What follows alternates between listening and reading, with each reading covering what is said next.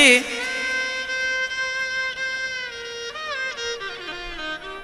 पढ़ लिख करके रोते हैं, महाराज जी नौकरी नहीं मिल रही है।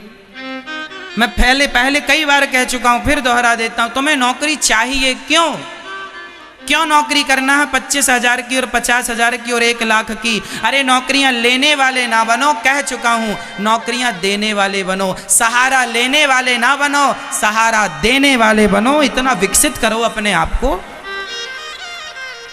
सहारों पर जिए तो क्या जिए, इस जिंदगानी को सहारा दूसरों को दो, अमर कर लो कहानी को। सहारा देने वाले बनो, लेने वाला नहीं, है ना मेरी माँ? बच्चों को क्या बनाएंगे, सहारा देने वाला या लेने वाला? बोलो। सहारा देने वाला बनाओ, लेने वाला नहीं। आजकल माँ बाप और बच्चे बड़े हो गए, समझदार हो गए, शादी का समय आया, अब माँ बाप ने चालू कर लिया है बोलना, भैया 10 लाख चाहिए, 20 लाख चाहिए।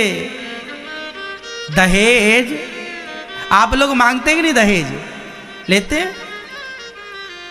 मैया आप मांगती हो दहेज? आपका तो बच्चा छोटा है, बड़ा हो जाएगा, पूरी प्लानिंग बनी है महाराज, 20 लाख से कम का तो बेचूंगी नहीं, कम से कम 20 तो लूंगी। तुम अपने बच्चों को ना बेच देती हो या बेच देते हो, फिर रोते हो, रोती हो, हमारा बेटा बहू सेवा। महाराज हमारी बहू सुनती नहीं है, काहे सुनेगी? तुमने अपने बेटे को बेच दिया है, बहू ने खरीद लिया, अब वो उसका हो गया, तुम्हारा थोड़ी है। तुमने भी तो मुंह फाड़ के लिया था इतना सारा। लेने वाले ना, जो कल बच्चा पैदा हुआ उसके लिए भी कपड़े लिख के भेज देते हैं, इसके लिए भी ले आना। जब कपड़े पहनाने की हैसियत नहीं थी तो पैदा काहे कर लिया भैया? दूसरों के भरोसे में कपड़े पहना रहे हो बच्चों को। मतलब मांगने के भी ना हद है। आज लोग पढ़े लिखे लोग मांगते हैं मेरी माँ, अनपढ़ों की तो मैं बात ही नहीं कर रहा हूं। पढ़े लिखे लोग दहेज मांगते हैं, बड़ी बड़ी पोस्टों में हैं और दहेज इतना चाहिए, 20 लाख, 25 लाख, 50 लाख, 1 करोड़ चाहिए। लो,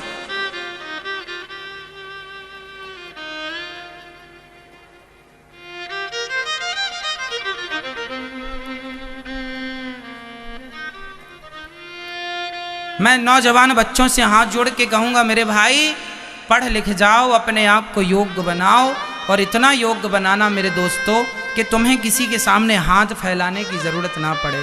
अरे दहेज लेने से कोई धनवान नहीं होता, है ना? लड़की ले आओ अच्छी सी, संस्कारी सी, और बढ़िया अपनी बल पर, अपनी मेहनत पर कमाओ। क्या तुम ससुर के टुकड़ों पर पल रहे हो? ससुर जी गाड़ी दे दो, मतलब भिखमंगों की ना कहने शर्म भी नहीं आती।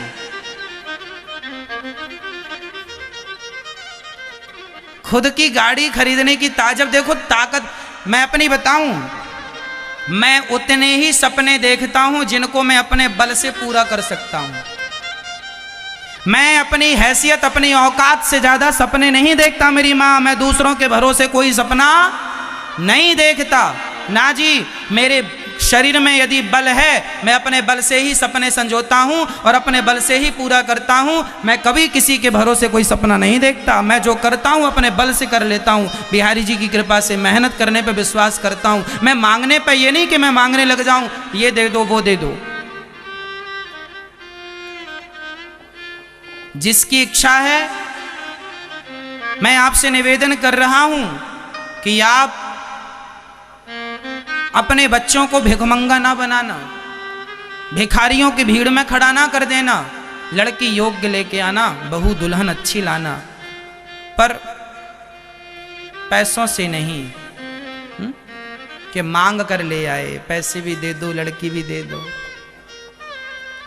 एक लड़की मंडप के नीचे बैठी थी, कन्यादान की रस्म चल रही थी। कन्यादान के समय लड़की के पिता ने लड़के से कहा, बेटा क्या चाहिए? एक रस्म होती है, लड़की का पिता पूछता है, बेटा क्या चाहिए? तो लड़के ने कह दिया, 4 चक्के की गाड़ी, 4 व्हीलर चाहिए, गाड़ी, कार चाहिए। लड़की के पिता के तो पाँव के नीचे से जमीन खिसक गई। बोला, अरे भाई हमारी तो गाड़ी की कोई बातचीत हुई नहीं थी, कैसे चाहिए गाड़ी? लड़का मचल गया, बोले गाड़ी ही चाहिए। लड़की के पिता ने रातों रात अपना घर गिरवी रखा, क्योंकि बेटी की अब आधी शादी तो हो गई, यदि भाग जाएगा तो बदनामी बड़ी होगी। एक ही बेटी थी, बच्चा छोटा था, बोला चलो कमा के बच्चे को कर लूंगा, पर बेटी का घर ना बिगड़े, तो बाप ने अपना घर गिरवी रख दिया और उसके लिए सवेरे गाड़ी खरीदा और गाड़ी दिया, गाड़ी पर बैठ के गया। एक दिन वो लड़का अपनी पत्नी को घुमा रहा था, अपने ससुर की दी गाड़ी पर ड्राइव कर रहा था। ड्राइवर ही तो है, मालिक तो ससुर है, ये ड्राइवर है। गाड़ी ड्राइव कर रहा था, आगे एक भिखारी आ गया, अपाहिज था। इसने ब्रेक लगाया, बिल्कुल घिसटती गाड़ी रुक गई। थोड़ा और बढ़ जाती तो अपाहिज मर जाता, गाड़ी चढ़ जाती, एक्सीडेंट हो जाता। इसने गाड़ी से उतरकर अपाहिज को डांटना शुरू किया, क्यों रे दिन भर भीख मांगते रहते हो, कमा के खाते क्यों नहीं हो? तब इसकी पत्नी आई और बोली अपने पति से, स्वामी जी इसका पांव कट गया है, अपाहिज है, भीख मांगना इसकी मजबूरी है, पर आपके तो दोनों पांव सलामत हैं, फिर भी आपने भीख मांगी। आपसे अच्छा भिखारी ये है, ये मजबूरी में भीख मांग रहा है। आपकी क्या मजबूरी थी जब आपने मेरे पिता से गाड़ी मांगी और मेरे पिता को घर गिरवी रख के गाड़ी देना पड़ी आपको? आपके सपने हैं तो आप ही पूरा करो, दूसरों के भरोसे क्यों कि सपने तुम गाड़ी का देखो और पूरा कोई और करे अपना घर बेच के। ये कौन सा न्याय है? सपने भी अपनी औकात के अनुसार देखा करो, हैसियत के अनुसार देखा करो, जिन्हें खुद ही पूरे कर लो, किसी पर बोझ ना बन जाओ। और आज की 21वीं सदी में लोग पढ़े लिखे हैं, इतने इंटेलिजेंट हैं, इतना शिक्षा प्राप्त किए हो, फिर भी तुम भीख मांगते हो। अमेरिका, जापान, लंदन, पेरिस में दहेज नहीं है, इसलिए वह देश सक्सेसफुल है। हमारे देश में इतना ज्ञान विज्ञान होने पर भी आज लोग दहेज के पीछे भाग रहे हैं। इन्हें लगता है भीख फोकट का मिल जाए धनवान हो जाएंगे। आदत हो गई है, तुम्हारे बाप दादों ने फोकट का खाया है तो औलाद की भी आदत पड़ी है, जितना मिल जाए सो ले लो। कमा के खाने की तो ताकत है नहीं, फ्री का मिल जाए। कब समझोगे? 2021 चालू हो गया है। आज भी मेरे देश में लड़कियां जला दी जाती हैं दहेज के नाम पर, मिट्टी का तेल कैरोसिन डाल करके। क्या बताइए, मेरे देश जैसे महान देश को, भारत देश जैसे देशों में, इतने बड़े देश में क्या दहेज जैसी दीमक शोभायमान है? बोलो हाँ या ना? क्या दहेज ठीक है, उचित है?